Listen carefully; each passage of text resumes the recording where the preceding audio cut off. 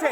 Breaking news, লাহেক আলীর 8 দিনের police হেফাজত দিল বারুইপুর মহকুমা আদালত। লাহেক আলী বেল পেল না। এক্স্যাক্টলি, এমনি কেউ গ্রেফতার হলে 8 দিনের পুলিশ হেফাজত পাওয়া যায়? বলুন স্যার, বলুন। সিডি যদি না থাকে, সিডিতে যদি ইনগ্রেডিয়েন্টস না থাকে, 106 স্টেটমেন্ট যদি না থাকে, সিডিআর কল যদি না থাকে, 8 দিন পিসি দেয়? তুমি বলো আমাকে, 8 দিন পিসি দেয়? কাসেম আলী, বামপন্থীদের দেশ বিরোধিতার কথা আমরা আগেও জানি, এটা নতুন কিছু নয়। যাদবপুরের গেটে কান পাতলেই শুনতে পাবে কাশ্মীর মাঙে আজাদি, ভারত মাঙে আজাদি, আফজাল হাম শর্মিন্দা হায় তেরা কাতিল জিন্দা। ঠিক, একদম সময় কম। আমি বিক্রম বাবু আপনাকে দিয়ে শেষ করব। 8 দিনের পুলিশ হেফাজত কোনো এভিডেন্স ছাড়া তো সম্ভবত হয় না। 10 সেকেন্ডস। দেখুন, এটা আদালতের সিস্টেম, যে ধরনের সেকশন বা কেউ মারা গেলে পুলিশ কাস্টডিটা জেনারেলি ফুল টার্মস হয়। এটার সাথে কেউ দোষী বা নির্দোষ এখনই বিচার্য বিষয় নয়। এখন এটা মামলাটা চলবে, চার্জশিট হবে, ট্রায়াল হবে, একটা অনেক সময় সাপেক্ষ ব্যাপার। আমি যেটা বক্তব্যে বলেছিলাম, কেউ ভুল বুঝতে পারে, কেউ ঠিক বুঝতে পারে। বেশ, আমি এখানে শেষ করতে হচ্ছে, সময় শেষ। আমি এই বলে শেষ করতে চাই, আজকে আমি একটি উদাহরণ দিলাম। 1942-এ কুইট ইন্ডিয়া মুভমেন্টে সিপিআই ছিল না, বামেরা ছিল না, পরবর্তীকালে মুসলিম লীগকে সাপোর্ট করে তারা।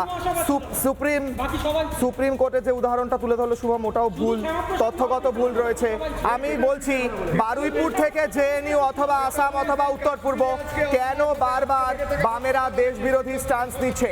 আসলে বামেরা কি দেশে অশান্তি ছড়াতে চায়?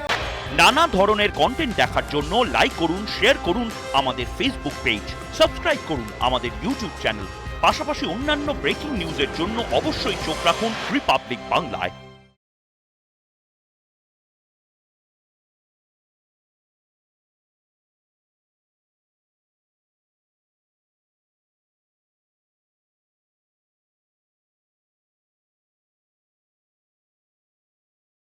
নানা ধরনের কন্টেন্ট দেখার জন্য লাইক করুন, শেয়ার করুন আমাদের ফেসবুক পেজ, সাবস্ক্রাইব করুন আমাদের ইউটিউব চ্যানেল। পাশাপাশি অন্যান্য ব্রেকিং নিউজের জন্য অবশ্যই চোখ রাখুন রিপাবলিক বাংলায়।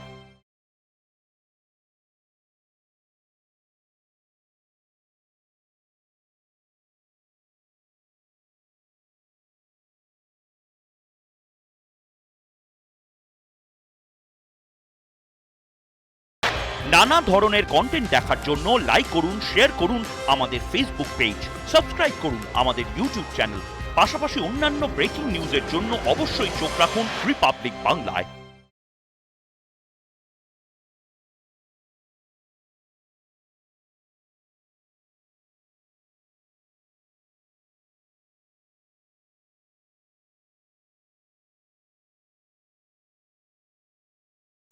নানা ধরনের কন্টেন্ট দেখার জন্য লাইক করুন, শেয়ার করুন আমাদের